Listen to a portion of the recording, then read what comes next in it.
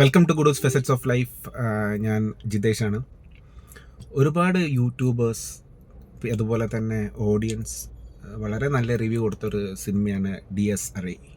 അപ്പം ആ സിനിമയെ കുറിച്ചിട്ട് എൻ്റെ കാഴ്ചപ്പാട് അല്ലെങ്കിൽ എൻ്റെ വ്യൂ പോയിൻറ്റിൽ പറയുന്ന ഒരു റിവ്യൂ ആണ് ഈ വീഡിയോ.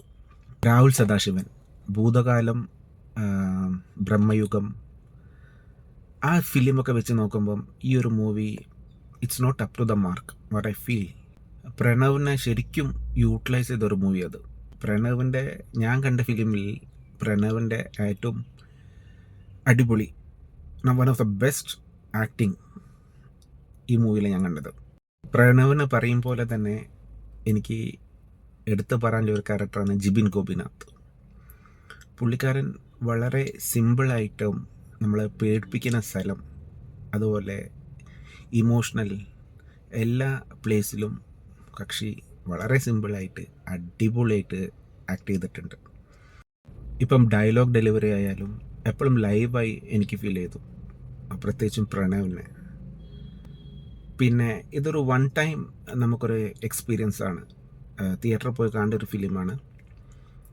പിന്നെ പല റിവ്യൂവിലും ഞാൻ കണ്ടത് ഇത് ഭയങ്കര പേടിപ്പിക്കുന്ന ഒരു മൂവി പോലെയാണ്, ഭയങ്കര ഹൊറർ പ്ലസ് ഇൻവെസ്റ്റിഗേഷൻ എന്നാണ് റിവ്യൂ കണ്ടിട്ട് ഞാൻ പോയത്. ബേസിക്കലി ആ ഫിലിം കണ്ട് ആകെ 2 മണിക്കൂറോളം അതിലൊരു സീന് പോലും എന്നെ പേടിപ്പിക്കുന്ന ഒരു സീൻ എനിക്ക് ഫീൽ ചെയ്തില്ല.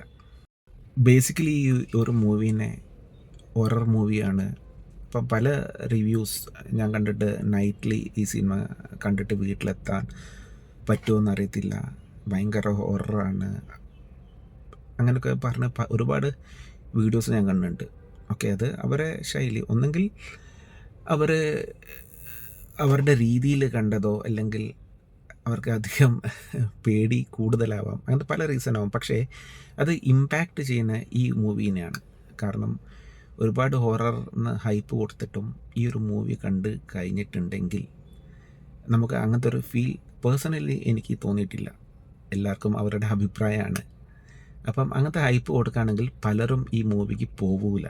സോ ഇൻഡയറക്റ്റ്ലി ഈ ഒരു മൂവീനെ ഡീമോട്ടീവ് ചെയ്യുന്ന പോലെ ഒരു ഫീൽ വരും. അതാണ് എനിക്ക് തോന്നിയത്. ഞാൻ മുന്നേ പറഞ്ഞ പോലെ ഇത് എൻ്റെ കാഴ്ചപ്പാട് മാത്രമാണ്. കാരണം ഈ ഒരു സിനിമ അല്ലെങ്കിൽ ഏതൊരു സിനിമ എടുക്കുകയാണെങ്കിലും അതിൻ്റെ പിന്നിൽ ഒരുപാട് ആൾക്കാരുടെ പ്രയത്നവും കഠിനാധ്വാനവും ഉണ്ടാവും. സിനിമേൻ്റെ ടെക്നിക്കൽ വശം എനിക്ക് അതിനെക്കുറിച്ചിട്ട് കൂടുതൽ പറയാൻ അറിയത്തില്ല. ഞാൻ മുന്നേ പറഞ്ഞ പോലെ ഇതൊരു ഓഡിയൻസ് ബേസ്ഡ് അല്ലെങ്കിൽ എൻ്റെ വ്യൂ പോയിന്റിൽ പറഞ്ഞ ഒരു റിവ്യൂ ആണ്. സോ ബേസിക്കലി വൺ ടൈം വാച്ചായിട്ട് നിങ്ങൾക്ക് സിനിമയൊക്കെ കാണാൻ പോവാം. നിങ്ങൾ കൂടുതൽ എക്സ്പെക്റ്റ് ചെയ്യണ്ട, പിന്നെ ഓവർ ഹൈപ്പ് കൊടുക്കണ്ട.